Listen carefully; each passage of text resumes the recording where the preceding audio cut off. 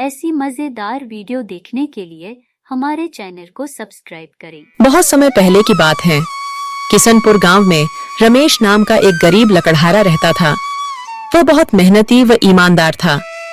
रमेश प्रतिदिन जंगल जाता और वहां से लकड़ी काटकर उन्हें बाजार में बेचता था। लकड़ी काटकर जो धन मिलता था उसी से उसका गुजारा चलता था। सुनो जी, तुम कोई और काम क्यों नहीं करते हो? इससे हमारा सही से गुजारा नहीं होता है। क्या करूं? भाग्यवान कोई और काम भी तो नहीं मिल रहा है। अगले दिन रमेश लकड़ी खोजते खोजते घने जंगल में पहुंच जाता है। तभी उसे रास्ते में किसी की पुकारने की आवाज सुनाई देती है। रमेश पास जाके देखता है तो उसे एक जलपरी दिखाई देती है। कृपया मेरी मदद करो, मैं बहुत दिन से बीमार हूँ। लेकिन मैं भला तुम्हारी मदद कैसे कर सकता हूँ? तुम तो एक जलपरी हो। इसी जंगल कुछ मील दूर एक गुफा है। उस गुफा के अंदर एक जादुई गुलाब के फूल है। उसे लाकर मुझे दे दो, जिससे मैं ठीक हो जाऊंगी।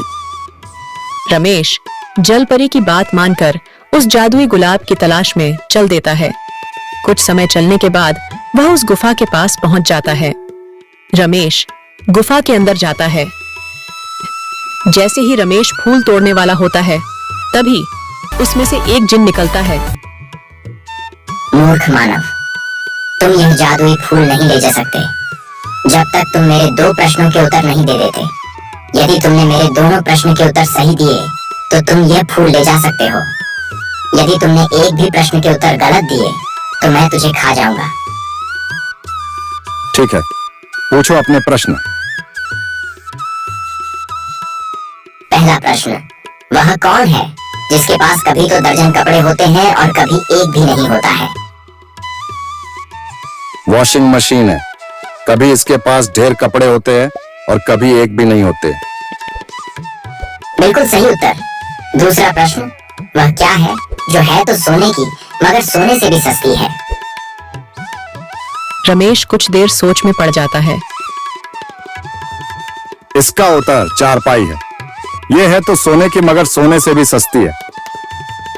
तुमने मेरे सभी प्रश्नों के उत्तर सही दिए हैं। अब तुम यह फूल ले जा सकते हो। यह कहकर जिन वहां से चला जाता है। रमेश फूल लेकर सीधे जलपरी के पास जाता है। जलपरी हो जलपरी, लो अपना जादुई फूल। जलपरी रमेश को मदद के बदले में उसे सोने के उपहार देती है और वहां से चली जाती है। रमेश उन सोने के सिक्कों से अमीर हो जाता है। फिर वह अपना जीवन हंसी खुशी से गुजारने लगता है।